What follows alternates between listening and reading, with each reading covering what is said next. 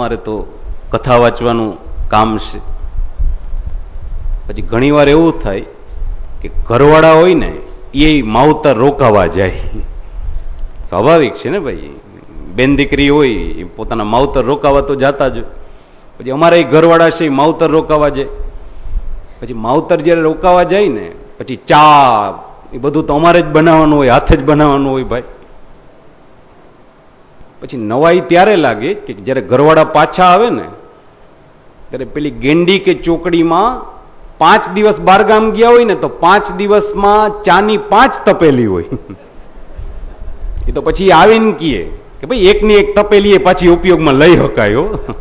5 દીની 5 તપેલી ભેગી કરી. અને પછી જમવાનું અમારું કઈ જાજુ ઠેકાણા વગરનું હોય. થોડુંક કંઈક હાથે ભાખરી કે એવું બનાવીને ખાઈ લેતા હોય. એક ટાઈમ છે ફલાહાર કરી લઈને છાશ પીને ચલાવી લઈને અને પછી ઘરવાળા આવે ને પછી અમારે કેવું પડે ભાઈ તારા વગર અમે એકટાણા કર્યા, વ્રત કર્યા, બીજું શું થાય?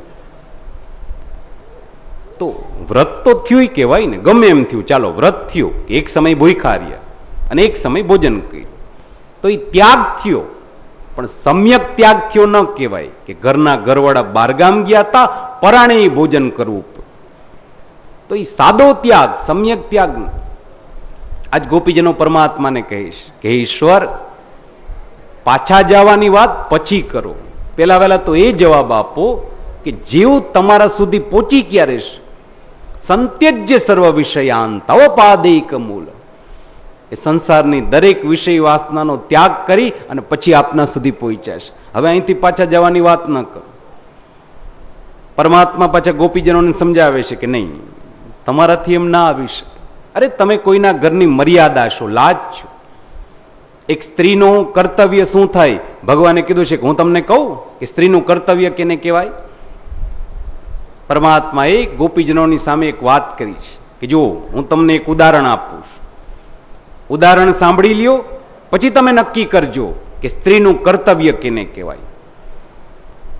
એક નાનું શું ગામ હતું.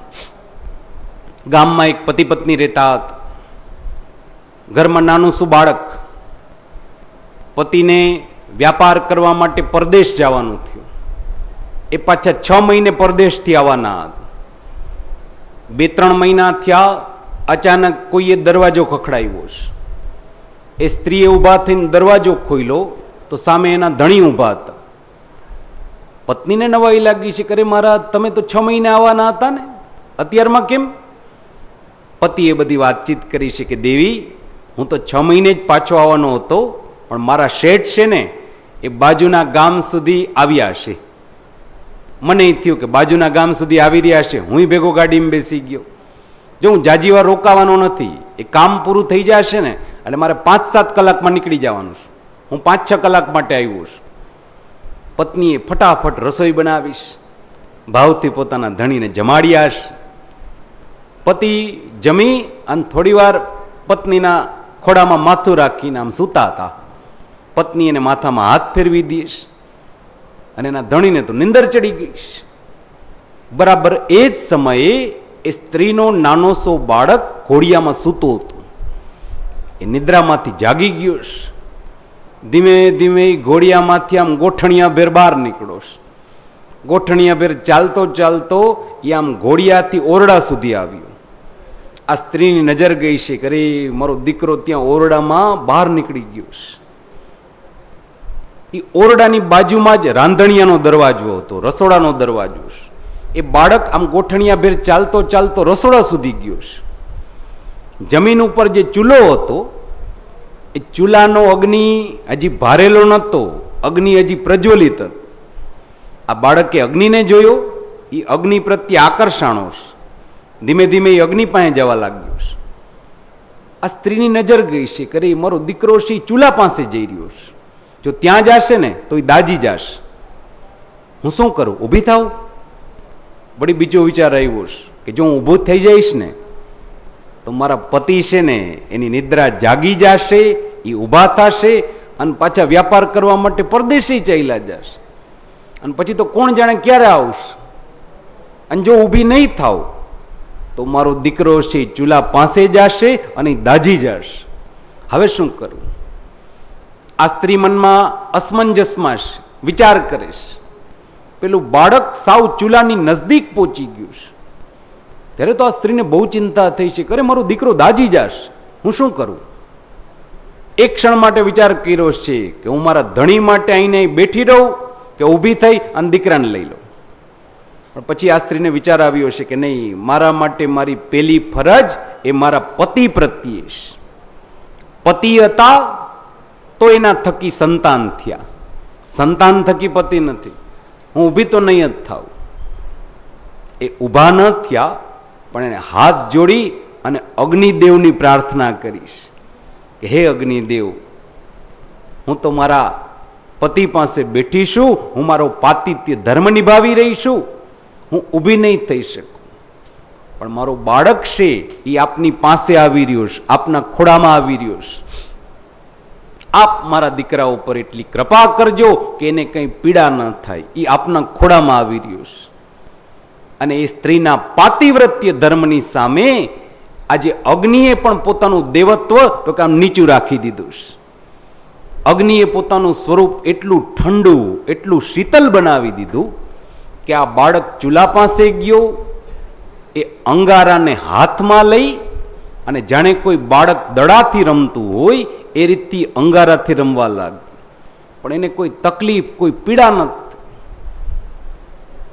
ભગવાને આ વાર્તા ગોપીજનોને સંભળાવીશ કે હવે તમે જવાબ આપો કે સ્ત્રીનો પાતિવ્રત્ય ધર્મ કેને કહેવાય, કે જેની સામે દેવ પણ પોતાનું દેવત્વ છોડી દઈશ.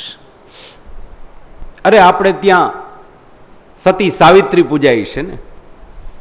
ભારત વર્ષમાં જન્મેલી એક સામાન્ય વહુ દીકરી સાવિત્રી પોતાના પતિ સત્યવાનના પ્રાણ યમરાજા પાસેથી યમલોકમાંથી પાછી લાવીશ.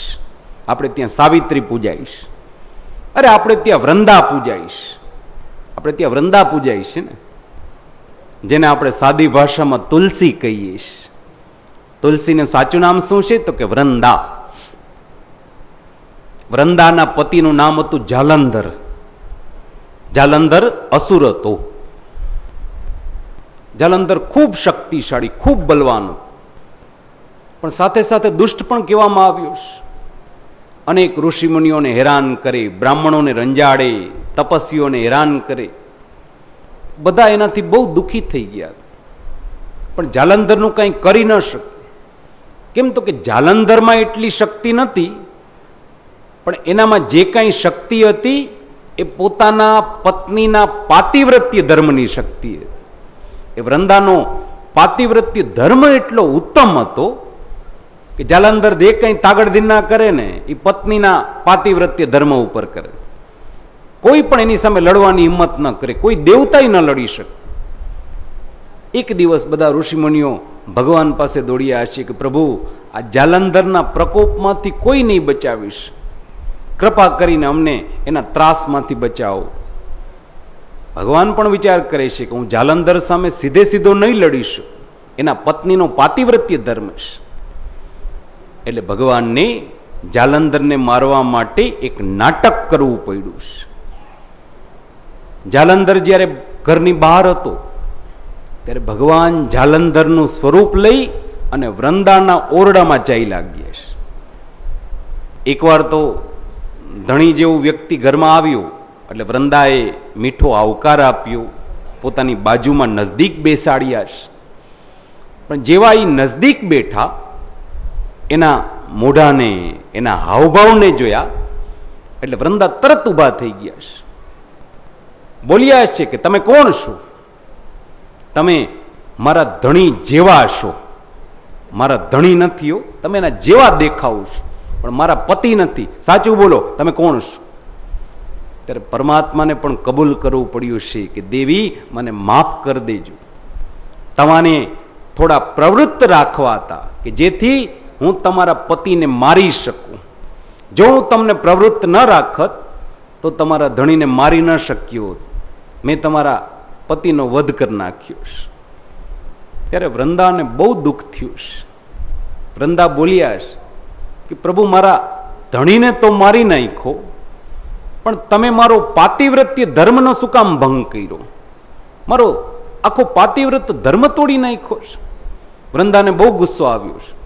એને પરમાત્માને પણ શ્રાપ આપ્યો છે કે તમે એમને મારવા માટે મારો ધર્મ ભંગ કર્યો છે, મારા ધણી બનવાનું નાટક કર્યું ને, તો હે ઈશ્વર, આજે હું તમને શાપ આપું છું કે આજે એક દિવસ ધણી બનવાનું નાટક કર્યું ને, હવે દર વર્ષે દેવ દિવાળીએ મારા ધણી બનવાનું નાટક કરવું પડશે.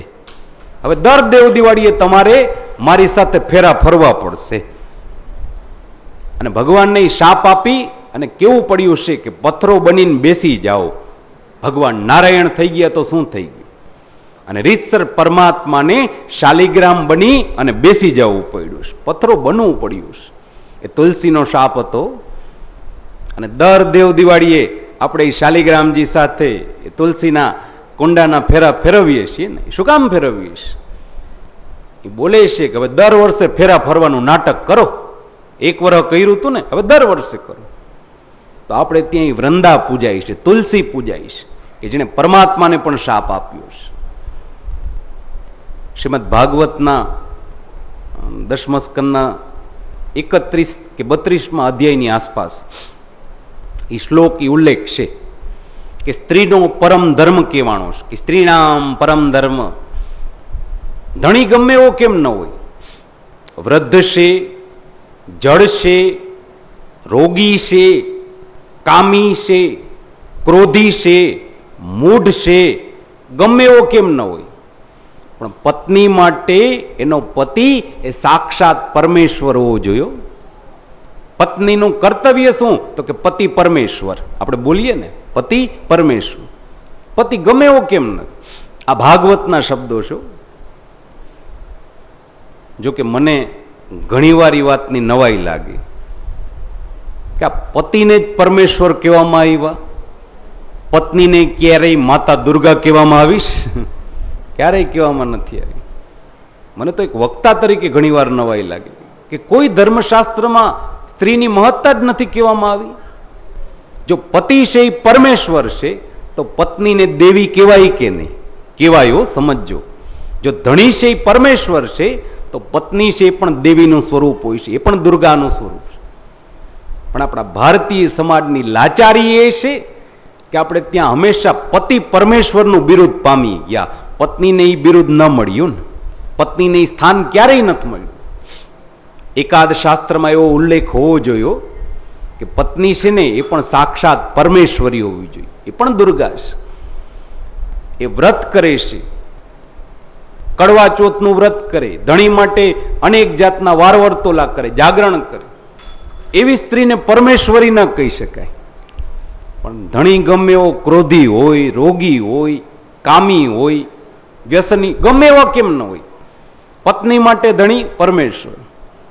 પરમાત્મા કહે છે તમે કોઈના ઘરની આબરૂ છો, તમે કોઈના ઘરની લાજ મર્યાદા છો, તમારાથી આ રીતથી ઘરની બહાર ન નીકળી શકાય.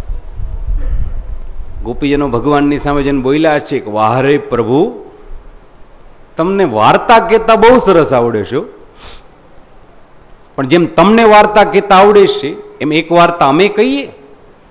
ભગવાને કીધું છે કે વાર્તા કરી અને પછી તો ઘરે ચાલ્યા જાઓ ને. ગોપીજનોએ કીધું છે પછીની વાત પછી, પેલા સાંભળી લ્યો પછી નક્કી કરીએ. હવે ગોપીજનો ભગવાનની સામે એક વાર્તા વાંચી રહ્યા છે કે એક ઉદાહરણ સાંભળી લ્યો. જુઓ, એક ગામમાં એક પતિ પત્ની હતી. પ્રભુ, અમારી વાર્તામાં પતિ પત્ની જ છે.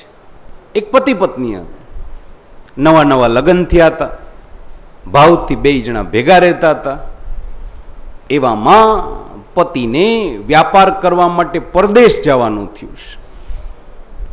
પતિ પત્ની પાસે આવીને કહે છે કે દેવી, મારે 2-4 મહિના બહારગામ જવાનું થશે. પત્નીને ગમ્યું નથી. મહારાજ કેવી વાત કરો છો? લગ્ન થયા ને ત્યારથી હું 2 દિવસ તમારાથી આઘી નથી રહી, 2-4 મહિનાની વાત ક્યાં કરો છો? હું તમને પરદેશ નહીં જવા દઉં, અને કાંઈક કામ કરો, મને ભેગી લેતા જાઓ. પતિ ના પાડે છે કે નહીં દેવી, હું વ્યાપાર કરવા જાઉં છું અને વ્યાપારમાં પત્ની ભેગી ના આવીશ. ફરવા જતો હું તો બોલો, ક્ષમા કરજો, પણ હું તમને સાથે નહીં લઈ જઈશ.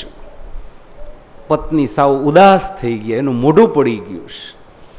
ધીમે ધીમે પતિને બહારગામ જવાનો દિવસ આવ્યો છે. પતિ હાથમાં બેગ બિસ્તરા લઈ અને ઘરની બહાર નીકળવા ગયા. આમ પછવાડે જુએ છે તો પત્ની દરવાજે ઉદાસ થઈને ઊભી છે. પત્નીને દયા આવી ગઈ. જતા જતા એણે શું કર્યું તો કે પાકીટમાંથી પોતાનો એક ફોટો કાઢી અને પત્નીના હાથમાં આપી દીધો કે લ્યો દેવી, હું તો તમારી પાસે નહીં રહી શકું, પણ આ ફોટો છે ને એને તમારી પાસે રાખજો. તમને એમ જ લાગશે કે જાણે હું જ તમારી પાસે છું. અને પતિ છે એ વ્યાપાર કરવા માટે બહાર ચાઈ લાગી. બીજા દિવસથી પત્ની જે કંઈ કામકાજ કરે એમાં એ ફોટાને ભેગો રાખે. રસોઈ બનાવતા હોય ને તો એ મસાલિયાની બરણીઓ વચ્ચે ફોટો રાખે, પછી તો એ વઘાર કરે. કપડાં ધોતા હોય તો એ ફોટો આમ બાજુમાં રાખે, પછી કપડાં ધોવે. અરે જમવા બેસે ને તો એ ડાઇનિંગ ટેબલ ઉપર એક થાળી નહીં 2 થાળી પીરસે. એક ખુરશી ઉપર ફોટાને રાખે, એક ખુરશી ઉપર પોતે બેસે. પછી આમ કોળીઓ બનાવી અને ફોટાને ખવડાવે, બોલો મહારાજ દાળ કેવી બની છે, શાક કેવું બન્યું છે. પછી પોતે ને પોતે જવાબ આપે કે દાળમાં મીઠું વધારે પડી ગયું છે, કાલથી ધ્યાન રાખજે, ગળપણ ઓછું નાખજે.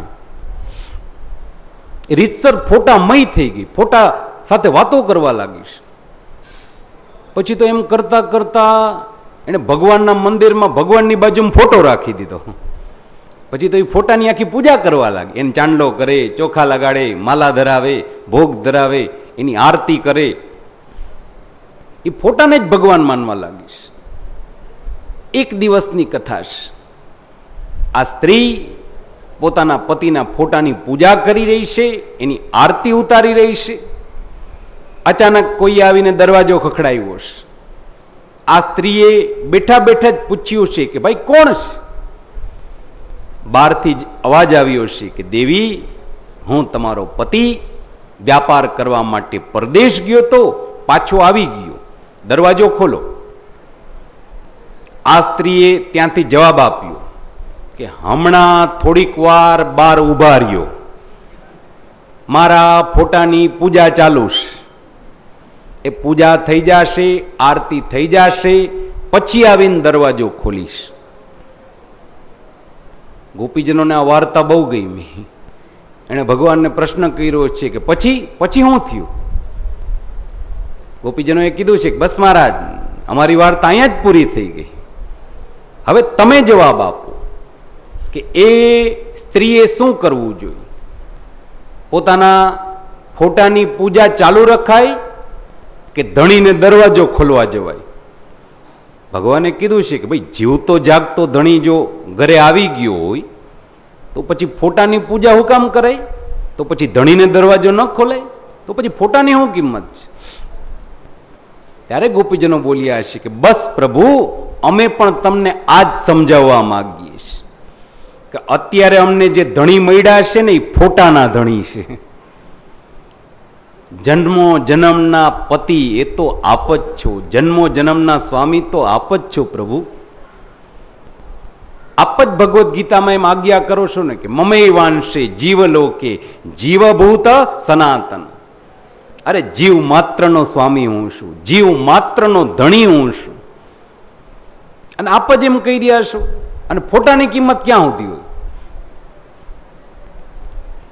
હવે તો આ મોબાઈલના જમાના છે, પણ આમાંથી ઘણા બધા માણસો છે એ જૂનવાણી જમાનાના છે. જરાક તમારો જૂનવાણી જમાનો યાદ કરી લેજો કે જ્યારે અગાઉના સમયમાં દીકરા દીકરીની સગાઈ થતી ને, પછી ફોન નંબર તો હતા નહીં, પછી એકબીજાને ફોટા આપતા ને, એ ફોટો જોઈને જ આપણે પસંદ કરતા. અને પછી સગાઈ થઈ હોય ને પછી ફોટાની બહુ વેલ્યુ હતી, ફોટાની બહુ કિંમત. પેલા દીકરા દીકરી કોલેજમાં ભણતા હોય ને તો આમ ચોપડીમાં ફોટો રાખતા. જુવાની હોય ને તો પોતાના પાકીટમાં સગાઈ થઈ હોય ને કન્યાનો ફોટો રાખે. પાન ખાવા જાય ને તોય 2-4 વાર પાકીટ ખોલે, લાવો હું પૈસા દઈ દઉં, લાવો હું પૈસા દઈ દઉં. અચ્છા, દેખાડે કે મારી હગાઈ થયો. ફોટાની બહુ કિંમત હોય, પણ એ ફોટાની કિંમત ક્યાં સુધી હોય? લગ્ન ન થાય ત્યાં સુધી ને. લગ્ન થઈ જાય ને લગ્નના 15-20 વર્ષ હાઈલા જાય ને પછી તો એ ફોટો અભેરાઈમાં ક્યાં ધૂળ ખાતો હોય એ ખબર ન હોય. એ તો સારું દિવાળી કામ કાઢીએ ને ત્યારે એ ફોટો યાદ આવે ને પછી આપણને યાદ આવે કરે આ ફોટા વાહે આપણે, ત્યારે આપણને આ બધું યાદ આવે છે. આજ ગોપીજનો કહીશ, અત્યારે જે પતિ મળ્યા છે ને એ તો આ જન્મમાં ભેગા થયા છે, આવતા જન્મમાં મળશે કે કેમ એ પ્રશ્ન છે. જ્યારે હે પ્રભુ, આપ તો ભવો ભવના સ્વામી છો, આપ તો જીવ માત્રના સ્વામી છો. જીવાત્મા જ્યારે બધું છોડી દરેક વિષય વાસનાનો સમ્યક ત્યાગ કરીને તમારી પાસે આવે ત્યારે તો તમારા સુધી પહોંચી શકીશ. અને જ્યારે બધું છોડીને આવે ત્યારે આપ એમ કહી રહ્યા છો કે પાછા ચાલ્યા જાઓ. ન જઈ શકીએ પ્રભુ. ભગવાને જોયું છે કે હા, બધાએ સરખો ત્યાગ કર્યો, વિષય વાસનાનો ત્યાગ કર્યો, તો હા હવે હું તમને મહારાસમાં પ્રવેશ આપીશ. અને ત્યારે પરમાત્મા બધા સાથે રાસલીલા રમ્યા છો, એમને એમ નથી રમ્યા. સમજો, પેલા એ લાયકાત જોઈ, યોગ્યતા ચકાસી અને પછી મહારાસમાં પ્રવેશ આપ્યો છે. પછી ભગવાન બધા સાથે રાસ રમી રહ્યા છે. પણ પરમાત્મા જ્યારે બધા સાથે રાસ રમી રહ્યા હતા ને ત્યારે બધા ગોપીજનોના મનમાં અભિમાન આવી ગયું છે. ગોપીજનોએ વિચાર કર્યો છે કે જુઓ તો ખરા, ભગવાને બધાને છોડી દીધા અને માત્ર આપણને પસંદ કર્યા છે. અરે જો કોઈ ભાગ્યશાળી હોય ને તો આપણે જ. અભિમાનના અનેક પ્રકાર છે, મદના અનેક પ્રકાર છે.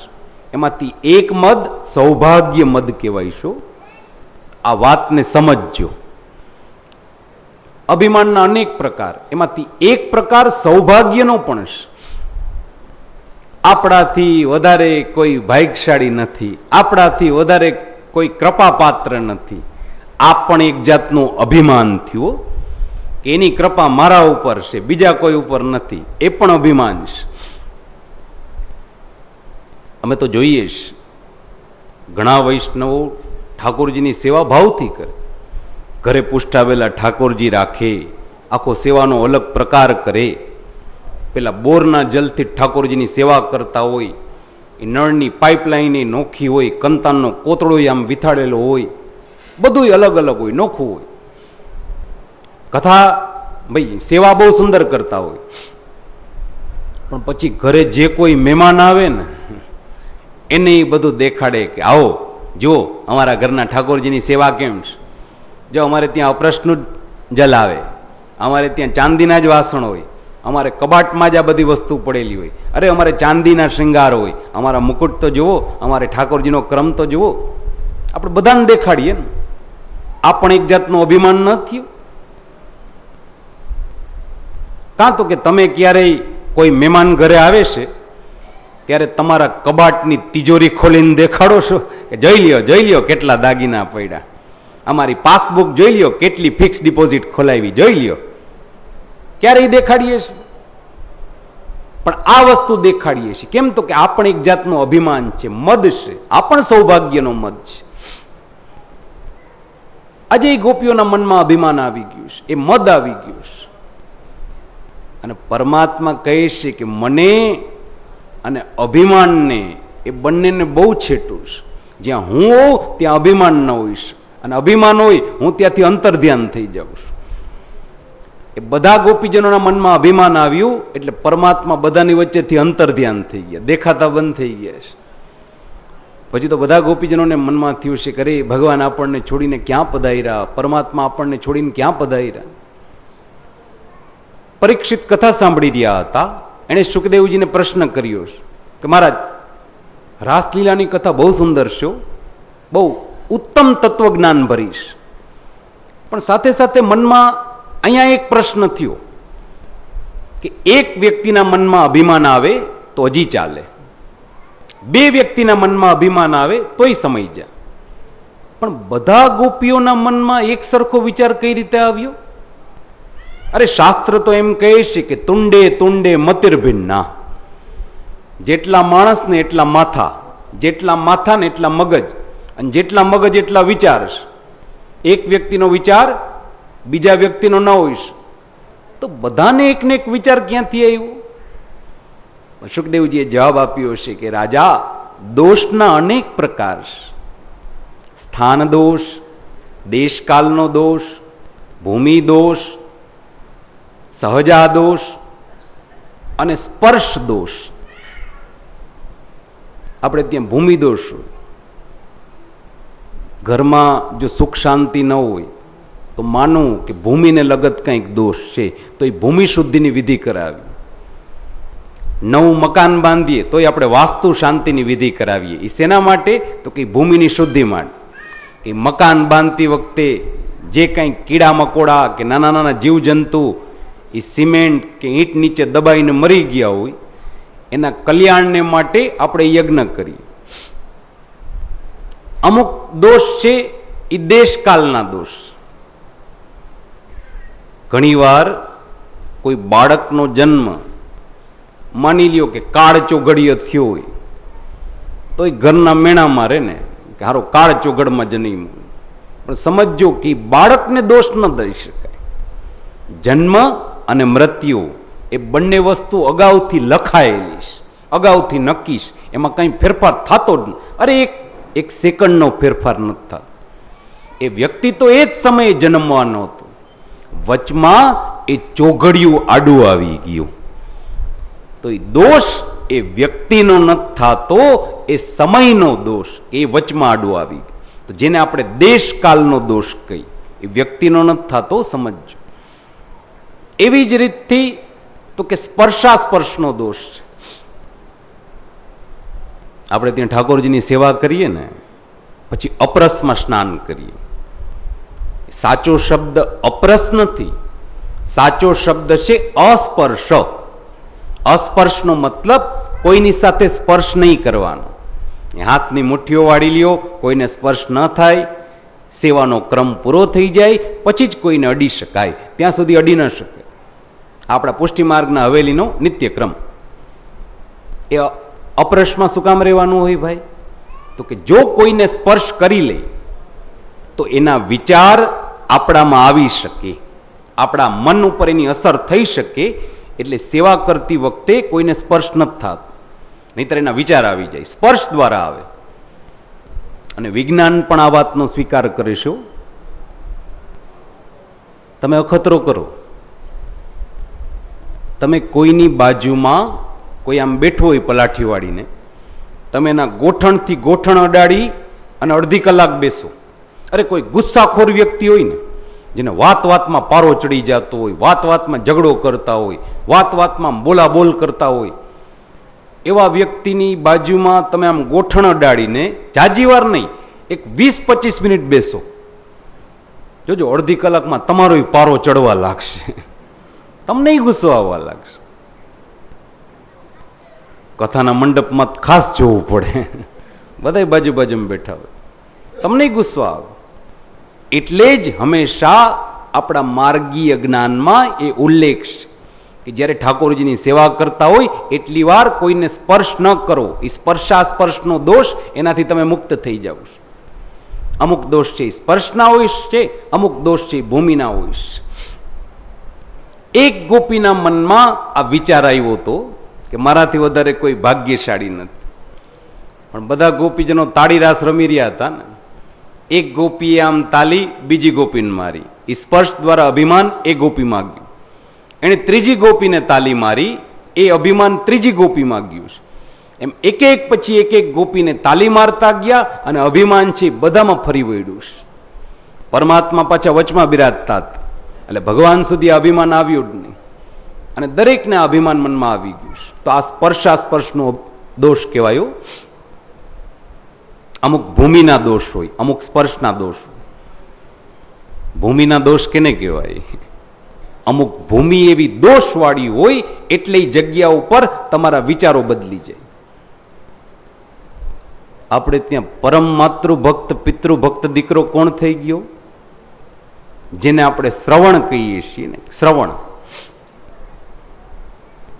ઘણીવાર માણસો અમને પ્રશ્નો પૂછતા હોય, ભાગવત સપ્તાહમાં ઘણીવાર અમને પ્રશ્નો પૂછે. પ્રશ્નો બે જાતના હોય. એક તમારા આત્મકલ્યાણ માટેના પ્રશ્ન અને એક તમારી વિશેષ જાણકારી માટેના, જેને એક્સ્ટ્રા નોલેજ કહેવાય, કે જેનાથી તમને કંઈ ફાયદો નથી થવાનો, ખાલી જાણકારી મળી. ઘણા કહે ને કે મારા 100 કૌરવ હતા ને, એમાંથી મોટો દુર્યોધન, એનાથી નાનો દુશાસન, બાકીના 98 ભાઈઓના નામ શું હતા?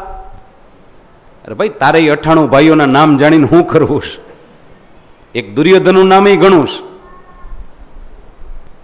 ઘણા તો પ્રશ્ન કરે, મારા જવાબ આપો કે શ્રવણની મા બાપનું નામ શું હતું? શ્રવણના માતા પિતાનું નામ શું હતું? પછી મારે કંટાળીને કેવું પડે કે માવજી બાપા અને જમના માં, જા. શ્રવણના મા બાપ ને માવજી બાપા, જા. મને કે લે, કઈ માવજી બાપા થોડા હોય? મેં કીધું તો તું કે, હવે તું કે, ચાલ હું નામ છે. પણ વિચાર તો કર કે જે નામ સાંભળવાથી તારા કાન પવિત્ર નથી થવાના, જે જાણકારી મેળવીને તારું આત્મકલ્યાણ નથી થવાનું, એ જાણકારી હું કામ મેળવી રહ્યો છે ભાઈ? જો તારે માત્ર જનરલ નોલેજ મેળવવું છે તો જાણી લે કે શ્રવણની માતાનું નામ હતું જ્ઞાનદેવી અને એના પિતાનું નામ હતું સંતૃ મુનિ.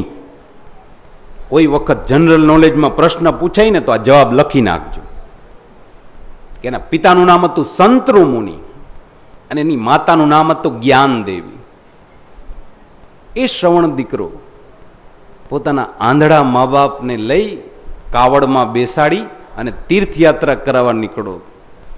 એક ગામથી બીજે ગામ, બીજે ગામથી ત્રીજે ગામ, એ આમ ફરી રહ્યો. એક દિવસ સાંજના સમયે અંધકાર થઈ ગયો હતો, રાત્રિ થઈ રહી હતી. શ્રવણના પિતાએ કીધું છે, દીકરા રાત પડી ગઈ લાગે છે, એક કામ કર, આજની રાત આપણે આ ગામના પાદરમાં જ સૂઈ જાય, રાતના મુસાફરી નથી કરવી, સવાર પડશે ને એટલે અહીંથી પાછા નીકળી જાય. પછી તો રાત્રિ થઈ. ગામના પાદરમાં નદી, નદીના પટમાં 3 જણા હોઈ ગયા છે. પણ થોડી વાર થઈ તો શ્રવણના મનમાં વિચાર આવ્યો કે અરે, હું ક્યાંક સુધી મા બાપને લઈને ફરીશ? અરે, હું તો યુવાન છું, જુવાન દીકરો છું, મારે હજી લગ્ન કરવાના બાકી છે, વ્યાપાર ધંધો કરવાના બાકી છે, મારા બાળકો, જીવન, સુખ, વૈભવ બધું બાકી છે. અને હું મારા ઘરડા આંધળા મા બાપની પછવાડે પાગલ થઈ ગયો.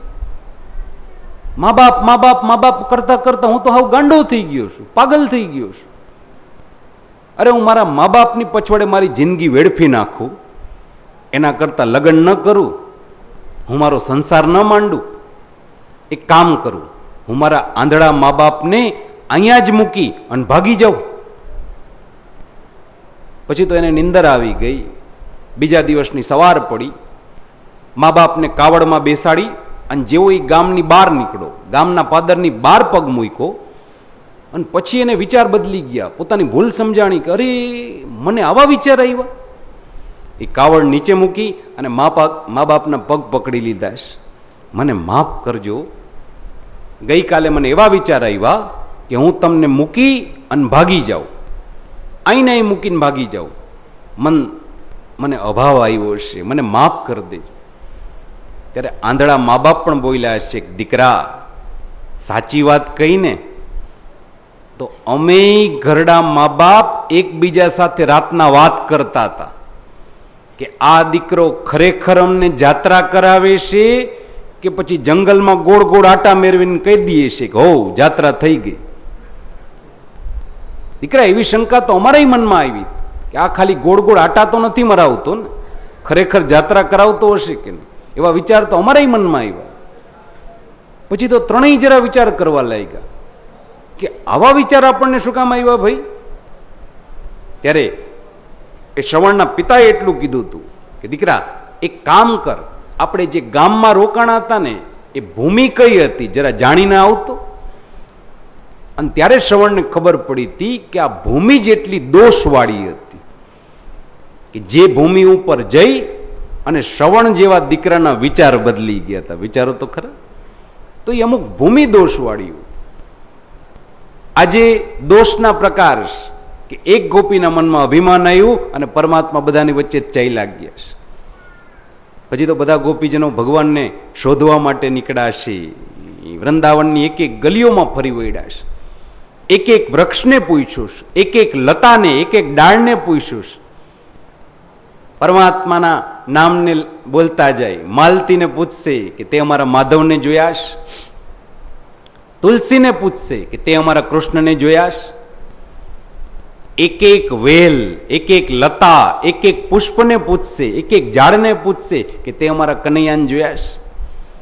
અને બધા ગોપીજનો પરમાત્માના વિરહમાં એટલા દુઃખી થઈ ગયા કે બધા ભેગા મળી અને પરમાત્માને માટે રીતસરામ ગીત ગાવા લાગ્યા છે, જેને શ્રીમદ ભાગવતમાં ગોપી ગીત કહેવામાં આવે છે. શ્રીમદ ભાગવતમાં ગીત તો અનેક છે. વેણુ ગીત, ભ્રમર ગીત, પરમાત્માની પટરાણીઓ દ્વારા ગવાયેલું યુગલ ગીત. પણ જેવા ગોપી ગીતના શબ્દો, ગોપી ગીતના જેવો છંદ જોવા મળે એવો ક્યાંય તમને જોવા ન મળે. લલિત છંદમાં વર્ણવેલું ગોપી ગીત છે, લલિત છંદ. અને ગોપી ગીતોનો જ્યારે શરૂઆત થઈ છે, ગોપીજનોના મોઢામાંથી જ્યારે શબ્દ નીકળ્યા છે, ગોપ્ય ઊંચું ત્યાંથી શરૂઆત કરવામાં આવી છે. અને જ્યારે એ ગોપીજનો એ શબ્દો બોલ્યા છે, જયતિ તેદિકમ જન્મના વ્રજ શયત ઇન્દિરા શશ્વદત્રહી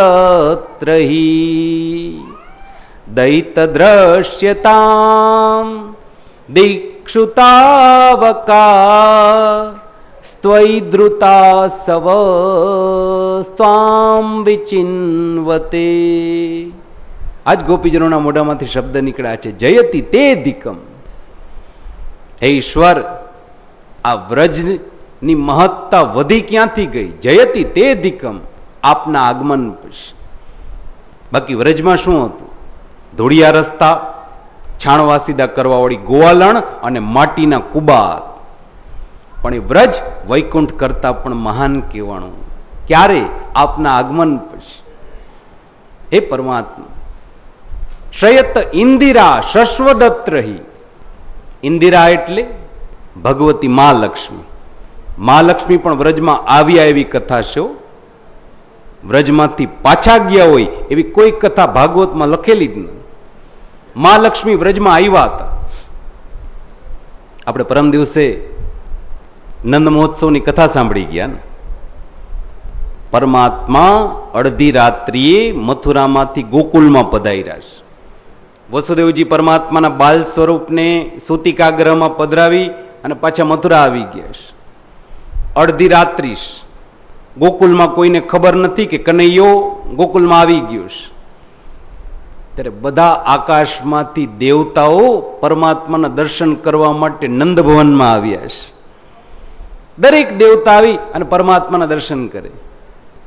નારદજી પાછા બધા દેવપત્નીઓને કહેવા જાય કે ચાલો માં, અત્યારે ભગવાનના દર્શન થશે, પછી સવારે નહીં થાય, મોકો નહીં મળે.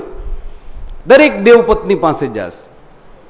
એવામાં નારદજી મહાલક્ષ્મી પાસે આવ્યા છે. મહાલક્ષ્મીને પણ બોલ્યા છે, ચાલો ને માં, ભગવાન ત્યાં બાલકૃષ્ણ બનીને ઝૂલી રહ્યા છે, આપ પણ દર્શન કરવા માટે પધારો ને. મહાલક્ષ્મી માને નવાઈ લાગી છે કે નારદ કેવી વાત કરું છું?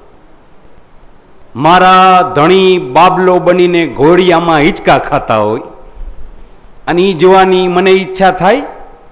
કોઈ પત્નીને એવો શોખ થાય કે એનો ધણી છે બાબલો બનીને ઝૂલતો હોય? મારે એવા દર્શન નથી કરવા. નારદજીએ કીધું છે કે માં, અત્યારે મોકો છે, પછી નહીં મળે.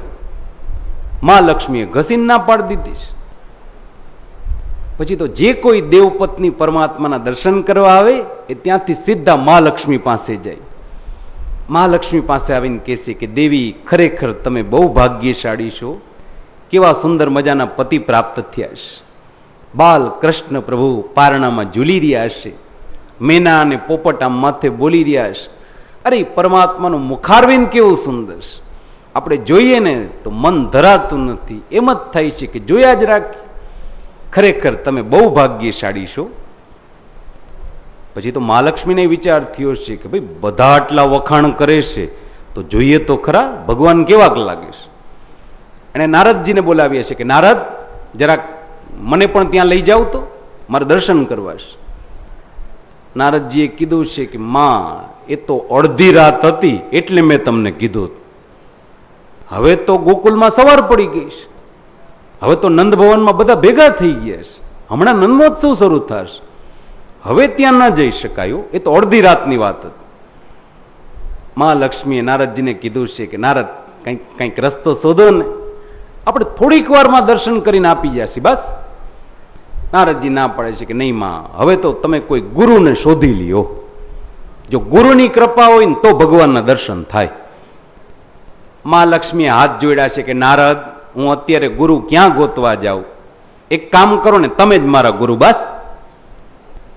નારદજીએ કીધું છે કે માડી મને ગુરુ બનાવ્યો છે, હાલો હવે દર્શન કરાવું, બીજું શું થાય. મહાલક્ષ્મીને સાથે લઈ નારદજી ગોકુલમાં આવ્યા છે. વ્રજવાસીઓ, ગોપીજનો નંદભવનના ફળિયામાં ભેગા થયા છે. નંદ મહોત્સવની ઘડીઓ ગણાઈ રહી છે. તૈયારીઓ થઈ ગઈ છે. નારદજી મહાલક્ષ્મીને આવી અને નંદ ભવનની બરાબર સામે એક વડલાનું ઝાડ હતું. એ ઝાડની નીચે ઉભા રાખી દીધા છે. નારદજીએ કીધું છે કે ઉભા રહ્યો, હું કંઈક રસ્તો ગોતું છું. નારદજી નંદ ભવનની આમ પરિક્રમા કરવા લાગ્યા, ગોળ ગોળ ચક્કર મારે. એવામાં નારદજીના ધ્યાનમાં ગોપીજનોની એક રીત આવી ગઈ છે. બધા ત્યાં ભેગા થયા છે. ચાલવાનો રસ્તો નથી. પણ ગોકુલમાં એક રિવાજ હતો કે કોઈ પણને ત્યાં જો દીકરાનો જન્મ થાય તો આયરની સ્ત્રીઓ હોય એના ઘરની પૂજા કરવા જાય.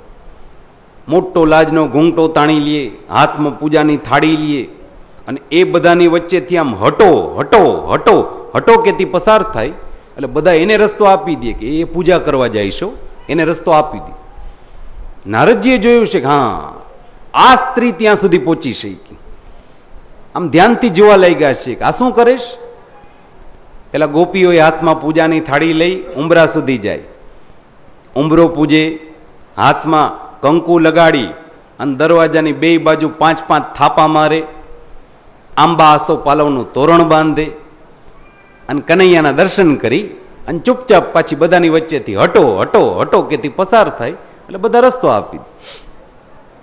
નારદજીને આ રીત મજાની લાગી છે કે આ એક રસ્તો છે. એક ગોપી જેવી બહાર નીકળી એટલે નારદજીએ કીધું છે કે બેન, આ પૂજાની થાળી જરા આપશો, હમણાં પાછી આપી દો. પેલી ગોપીએ થાળી આપી દીધી છે. નારદજીએ થાળી લઈ અને સીધા મહાલક્ષ્મી મા પાસે આવ્યા છે. મહાલક્ષ્મી પાસે આવીને કહે છે કે જો માં, તમારે દર્શન કરવા છે તો રસ્તો એક જ છે.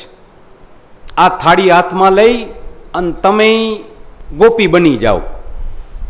એણે લાડનો ઘૂંટો તાણ્યો છે, તમે ઘૂંટો તાણી લ્યો. એના હાથમાં પૂજાની થાળી, તમે પૂજાની થાળી પકડી લ્યો. એ પણ આમ હટો હટો હટો કેતા પસાર થાય છે, તમે બધાની વચ્ચેથી પસાર થઈ જાઓ. ફેર કેટલો છે. એ ગોપીજનો એ સાદો હાડલો પહેર્યો છે, તમે જરાક સેલું પહેરીને આવ્યા છો. તમે જરાક ઘરેણા વધારે પહેર્યા છે ને. એ બધાને એમ થશે કે આ કોઈ શહેરની ફેશનેબલ ગોપી આવી લાગે છે. કોઈને જાજી નવાઈ નહીં લાગે, બધા રસ્તો આપી દેશે. ખરેખર મહાલક્ષ્મીએ લાજનો ઘૂંટો તાણ્યો અને બધાની વચ્ચેથી આમ હટો હટો હટો હટો કેતા પસાર થયા એટલે બધાએ રસ્તો આપી દીધો છે. મહાલક્ષ્મી સીધા ઉંબરા સુધી પહોંચી ગયા છે. નારદજીએ કીધું હતું કે જો ઉંબરો પૂજાય તો પૂજજો, પેલા 5-5 થાપા લાગે તો લગાડજો, બાકી દર્શન કરીને વેલા આવી જાજો. પણ મહાલક્ષ્મીએ બરાબર ઉંબરો પૂજ્યો, બે બાજુ કુમકુમના 5-5 થાપા લગાડ્યા, આંબા આસો પાલવનું તોરણ બાંધ્યું, આમ શુભ લાભ લખ્યું અને મહાલક્ષ્મી જેવા ઓરડાની અંદર પોતાનો ચરણારવિંદ મૂક્યો છે. અંદર આવીને જુએ છે તો બાલ કૃષ્ણ પ્રભુ પારણામાં ઝૂલી રહ્યા છે. જશોદામાં હાથમાં હીરની દોરી લઈ પરમાત્માના બાલ સ્વરૂપને ઝુલાવી રહ્યા છે. મેના અને પોપટ બરાબર આમ પારણાની માથે બોલી રહ્યા છે. નંદ બાવા પારણાનો પાયો પકડી અને આમ ઉભા છે. જશોદામાં એ આમ ઝુલાવી રહ્યા. મહાલક્ષ્મીની દ્રષ્ટિ પરમાત્મા ઉપર પડી છે. પરમાત્માએ પણ મહાલક્ષ્મીને જોયા છે. ભગવાને જેવા મહાલક્ષ્મીને જોયા એટલે પરમાત્મા મલકાઈ ગયા છે. ભગવાને વિચાર કર્યો છે, ખરા બધા દર્શન કરવા આવ્યા હતા, એ ઘરવાળા રહી ગયા હતા. હાલો એ આવી ગયા, ચાલો પરમાત્મા મલકાણા છે. મહાલક્ષ્મી વિચાર કરીશ કે જે સ્ત્રી મારા પતિને ઝુલાવી રહી છે એ કદાચ મારા પતિના માં હોવા જોઈએ, એ દ્રષ્ટિએ મારા સાસુ થાય. જે પુરુષ બાજુમાં હાથ લગાડીને ઊભા છે એ મારા સસરા હોવા જોઈએ. અરે હું ઘરની વહુ છું, આજ પહેલી વાર મારા સાસરે પગ મૂક્યો છે, તો એકવાર મારા સાસુ સસરાને પગે તો લાગુ, એકવાર તો પગે લાગુ. જો ભગવતી મહાલક્ષ્મી ઘણી વાર, હવે આજકાલ કોઈને પગે લાગવું જાજુ ગમતું નથી, લે કઈ થોડા પગે લાગવાના હોય. હવે ધીમે ધીમે એ સાસુ સસરા પ્રત્યે અભાવ આવવાનું શરૂ કરી દીધું છે. સમજો, આ ભાગવતની કથા છે, ભગવતી મહાલક્ષ્મીની કથા છે. અને ભગવતી મહાલક્ષ્મી પણ આજે વિચાર કરે છે કે હું ઘરની આબરૂ છું, ઘરની વહુ છું. આજે બેઠા છે ને એ મારા ધણીના પિતા અને માસ, એ દ્રષ્ટિએ મારા સાસુ સસરા થાય. તો એકવાર ઘરની વહુ તરીકે આવીશું, એકવાર પગે તો લાગુ. આમ વિચાર કરી અને એને જશોદામાના ચરણોમાં સાષ્ટાંગ દંડવત પ્રણામ કર્યા છે. આ મહાલક્ષ્મીને દંડવત પ્રણામ કરવા, અને એ જ સમયે બધા વ્રજવાસીઓ નંદ ઘેરા નંદ ભયો જય કનૈયા લાલકી કરી અને બધા ઓરડામાં આવી ગઈ. મહાલક્ષ્મી બધાના પગ નીચે કચડાવા લાગ્યા છે. પછી તો નંદમોત્સવ શરૂ થયો. ધીમે ધીમે મહાલક્ષ્મી એવા કચડાવા લાગ્યા કે વ્રજની રજરજમાં સમાઈ ગયા છે, રીતસરી ધૂળમાં સમાઈ ગયા, કણકણમાં સમાઈ ગયા. નંદમોત્સવ પૂરો થઈ ગયો, બધા ત્યાંથી ચાલ્યા ગયા. નંદ ભવનનું ફળિયું ખાલી થઈ ગયું. પણ ન કોણ ગયું તો કે માત્ર નારદજી નથી ગયા. એ પેલા વડલાના ઝાડ નીચે ઉભા રહી અને આમ રાડો પાડી, મહાલક્ષ્મી તમે ક્યાં ગયા? મહાલક્ષ્મી બહાર આવો, મહાલક્ષ્મી તમે ક્યાં છો? પણ મહાલક્ષ્મી વ્રજમાં આવ્યા એવી કથા છે, પાછા ગયા હોય એવી કથા જ નથી. મહાલક્ષ્મીએ પણ વિચાર કર્યો છે કે અરે આ એ ભૂમિ છે કે જે ભૂમિ ઉપર મારા ધણીએ ખુલ્લા પગે ચાલવાના છે. અહીંયા આવ્યા પછી પાછું ન જવાય, અહીંયા ખપી જાઓ, વ્રજની રજરજમાં સમાઈ જાઓ, અહીંથી પાછું ન જવાયું. આજ ગોપીજનો બોલ્યા છે કે ભગવતી મહાલક્ષ્મી પણ વ્રજમાં આવ્યા છે પ્રભુ, અહીંથી પાછા નથી. એ વ્રજની મહત્તા ક્યારે વધી? આપના આગમન પછી. આપના વગર અમે એક ક્ષણે જીવી ન શક્યો. આજે આપ પધાર્યા છો ને એને કલાકો વીતી ગઈ છે. અમે એક ક્ષણે આપના વગર જીવી નથી શકતા. એક ગોપી બોલી છે કે ઈશ્વરના દર્શન કર્યા વગર હવે હું મૃત્યુ પામી જઈશ. ધીમે ધીમે એ ગોપી છે એ ભૂલી ગઈ કે હું ગોપી છું. પછી તો એને એ જ ભાવ આવવા માંડ્યો કે નહીં, હું જ કૃષ્ણ છું. પછી તો એક ગોપી છે એ પોતાના સાડીનો પાલવ આમ આંગળીથી ઉપાડશે કે હું કનૈયો, હું ગોવર્ધન ઉચકીને બેઠો છું, બધા મારી છત્ર છાયામાં આવી જાઓ. એક ગોપી બીજી ગોપીનો ચોટલો પકડીને કહેશે કે આ કાલીય નાગ હમણાં હું નાથી લઈશ. એક ગોપી બધાને કહેશે કે ચાલો હું દાવાગ્નિનું પાન કરું છું. ધીમે ધીમે એ બધી ગોપી ભૂલી ગઈ કે આપણે ગોપીજનો શ્રી કૃષ્ણમય થઈ ગઈ છે. એક ગોપી તો ત્યાં સુધી બોલી છે કે ઈશ્વરના દર્શન નથી થતા, હવે હું મૃત્યુ પામી જઈશ. બીજી ગોપી બોલી છે કે દર્શન તો કરવા માંગીએ, પણ આ આંખની પાપણ એવી છે ને કે જે વારે વારે બંધ થઈ જાય છે અને ઈશ્વરના દર્શન નહીં કરવા દે. જરા ભાવ તો વિચારો આ ગોપીજનોનો, કે જેને આંખની પાપણે દર્શનમાં આડી આવતી હોય, કે વારે વારે બંધ થઈ જાય છે, સરખી રીતે દર્શન નથી કરવા દે, એને આ સંસાર કેટલો આડો આવ્યો હશે. એક ગોપીએ તો બ્રહ્માજીને મેણા માર્યા છે કે બ્રહ્માજીને બધું બનાવતા આવડ્યું, આંખની પાપણ બનાવતા ના આવડી, વારે વારે દર્શનમાં આડી આવે છે. નહીતર બ્રહ્માજીએ જગતની રચના કરી, આ માનવ શરીર બનાવ્યું. શરીરના દરેક અંગો કેવા છે જુઓ. આપણે ત્યાં 12 અંગ કહેવાય ને 12 અંગ કહેવાય, પણ દરેક અંગ 2 અક્ષરનું છે, 2 અક્ષરનું નામ આવે. આખા શરીરના બધા પગથી લઈ અને માથા સુધીના બધા અંગો વિચારો, હંમેશા 2 અક્ષરના જ નામ જોવા મળે. પગથી શરૂઆત કરો. પગ કેટલા અક્ષર? 2 અક્ષર. પગમાં શું આવે? પાણી, 2 અક્ષર. ઘૂંટી, ઘૂંટી 2 અક્ષર. પિંડી 2 અક્ષર. જાનું, જેને આપણે ગોઠણ કહીએ, જાનું 2 અક્ષર. બધું 2 અક્ષર. ગોઠણની ઉપર શું આવે? તો કે જાંઘ, 2 અક્ષર. કટી, જેને આપણે કમર કહીએ, કટી 2 અક્ષર. નાભી 2 અક્ષર. પેટ 2 અક્ષર. પેટ ઉપર શું આવે? તો કે છાતી, ખભા, હાથ, કોણી, કાંડું, પંજા, વેઢા. આપ જુઓ, દરેક નખ, બધું 2 અક્ષર છે. 3 અક્ષર નહીં જોવા મળે, એ પણ 2 અક્ષર. ખભાની બાજુમાં શું આવે? તો કે ગળું, 2 અક્ષર. મોઢું 2 અક્ષર. ગાલ, નાક, મોઢું, જીભ, દાંત, પેઢા, બધું 2 અક્ષર. દાઢી, મૂછ, નાક, નાક ઉપર શું આવે? તો કે આંખ, આંખની ઉપર નેણ,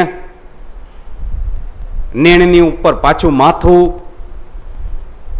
માથામાં શું હોય? તો કે વાળ, એ પણ 2 અક્ષર છે ને, જો પગથી માથા સુધી. વાળમાં શું નાખવામાં આવે? તેલ, 2 અક્ષર. અને તેલ નહીં નાખો તો શું પડી જશે? ટાલ, એ પણ 2 અક્ષર છે ને. તમે જુઓ. અને પાછું માથાનું ધ્યાન નહીં રાખો, બરાબર એને સાબુ શેમ્પૂથી નહીં ધોવો, તો એક જીવ તમારા માથામાં ફરવા લાગે, જેને તમે 2 નખની વચ્ચે મારી નાખો છો. એ જીવ કેટલા અક્ષરના? એનું નામ એ 2 જ અક્ષરનું છે ને. તમે જુઓ, પગથી શરૂ કરીને માથા સુધી આવી જાઓ, દરેક નામ તમને 2 અક્ષરનું. બ્રહ્માની રચના તો જુઓ.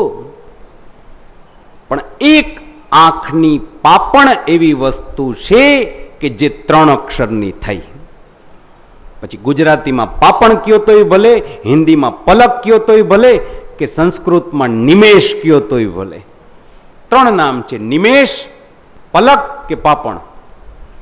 3 અક્ષરના. બાકી દરેક દ્વિઅક્ષર, 2 અક્ષર. આજે બ્રહ્માજીને મેળામાં આવી રહ્યા છે કે બધું સરસ બનાવ્યું, આ 3 અક્ષરની પાપણ બનાવતા ના આવડી.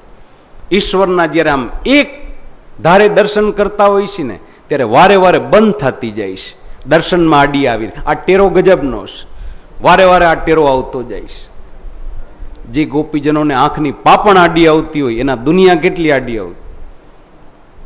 જે અભિમાન મનમાં આવ્યું હતું કે આપણાથી વધારે કોઈ ભાગ્યશાળી નથી, એ અભિમાન ચાલ્યો ગયું, એ મદ ચાલ્યો ગયો, અને દાસપણું આવ્યું છે. હે પ્રભુ, અમે આપના દાસ.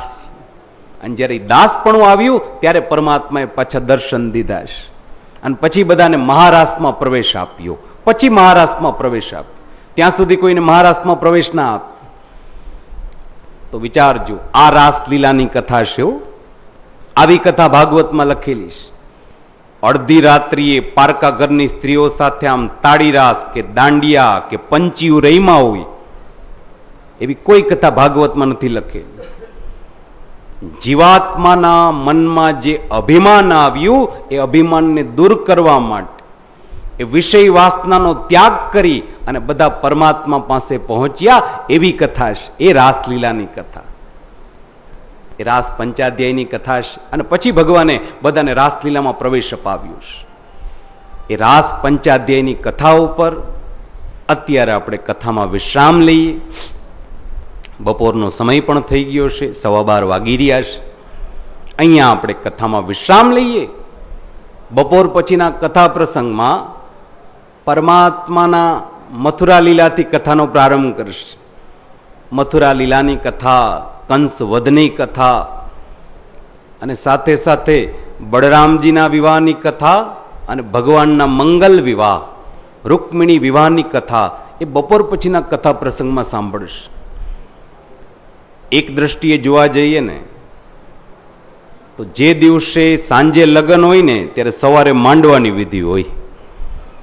તો એમ માનજો કે અત્યારે આપણે ત્યાં માંડવાની વિધિ છે, પછી જમણવાર છે અને સાંજે જાનમાં બધાને આવવાનું છે. તો સાંજે આપણે એ વિવાહની કથાને અનુસરશી. પરમાત્માના પેલા મંગલ વિવાહની કથા, કંસવધની કથા, મથુરા લીલા એ બપોર બાદના કથા પ્રસંગમાં અનુસરશ. અહીંયા આપણે કથામાં વિશ્રામ લઈએ. શ્રી ગોવર્ધનનાથ કી, શ્રી કૃષ્ણ કનૈયા લાલ કી, શ્રી દ્વારિકાધીશ કી.